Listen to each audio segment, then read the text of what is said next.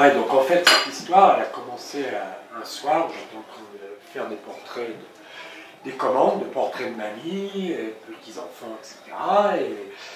Et puis, ça me gavait un peu, je commençais à en avoir marre de faire tout ça. Et un ami m'avait récupéré des droits d'auteur. Il adorait le jazz, il y avait un bout de carton qui traînait dans un coin, le carton du nez. Je dis, ah bah tiens, je vais lui faire un cadeau, je vais lui faire un Charlie Parker, comme ça, vite fait, donc 2-3 jours. Puis finalement, j'ai passé 2-3 semaines. Et puis c'est parti. Je suis parti à faire des tableaux de jazz, de musiciens, en écoutant leur musique, leur propre musique. Et maintenant, bah, je me retrouve dans les concerts et à peindre en live.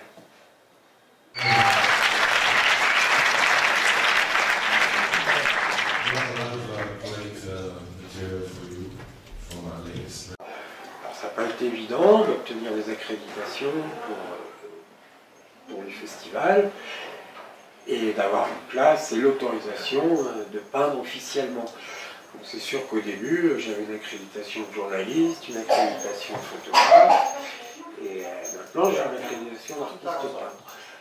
Donc dans la journée, je prépare les croquis, très succinctement au crayon, d'après souvent des photos que j'ai fait moi, parce que j'ai déjà été assisté à des concerts des artistes concernés.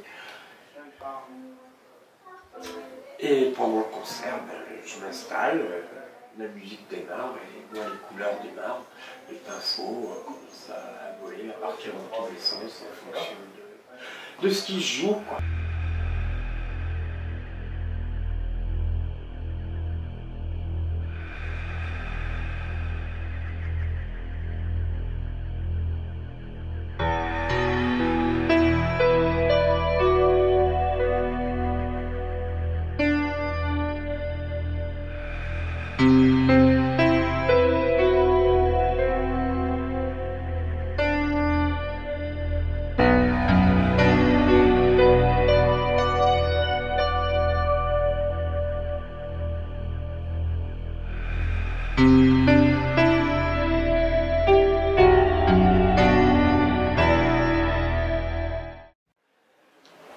Ouais, donc celui-là, je l'ai appelé Mystical Adventure, parce que j'ai pratiquement écouté que Mystical Adventure de Jean-Luc Ponty.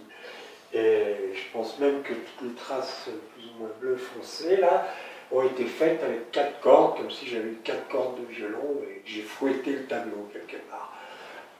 Je ne me souviens pas de tout, comment, ce qui peut me passer par la tête.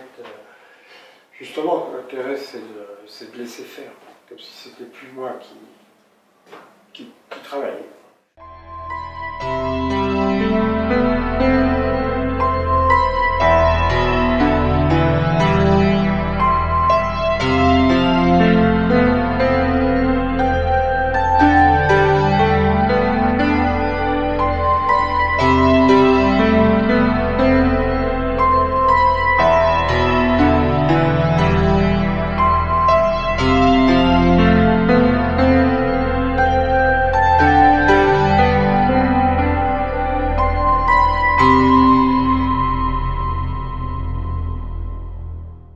Là, c'est pour ça que j'aime bien rencontrer les artistes après. Parce que c'est sûr que Mitchell, je l'ai peint pendant le concert, en live.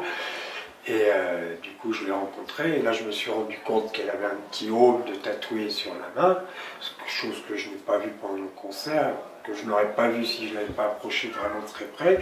Et du coup, quand j'ai fini le tableau à l'atelier, j'ai mis un texte sanskrit sur l'interactivité faible des sons à l'intérieur du corps. Voilà, je suis incapable de vous traduire, mais c'est sûr que le pourquoi des lettres sanskrites derrière, c'est son tatouage du petit homme sur la main que j'aurais jamais vu si je ne l'avais pas approché. Sonny Rollins, quelque chose. Dernier. Je l'ai rencontré plusieurs fois, mais sur le dernier tableau que j'ai fait de lui, il m'a marqué de rester en bonne santé. C'est quand même une dédicace un peu particulière. Stay healthy, please. S'il te plaît. Et là, avec Barbara Hendricks, c'est pareil. Trop...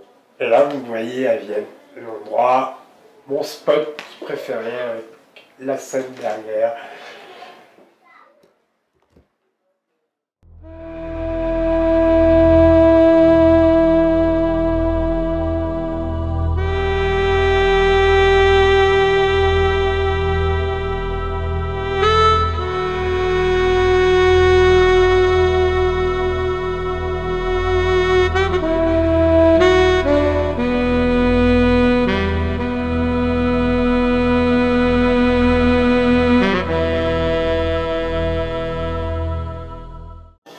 c'est un tableau que j'ai peint en live pendant une convalescence qui plus est. Donc petit format, j'avais pas trop de matériel avec moi, enfin bon, peu importe, mais l'intérêt c'est de voir qu'agrandi en digigraphie, sur 1,60 m, donc alors qu'il fait 30 cm, c'est la révélation de tous les détails et qu'on peut presque compter chaque paillette d'argent que j'ai mis dans le vernis.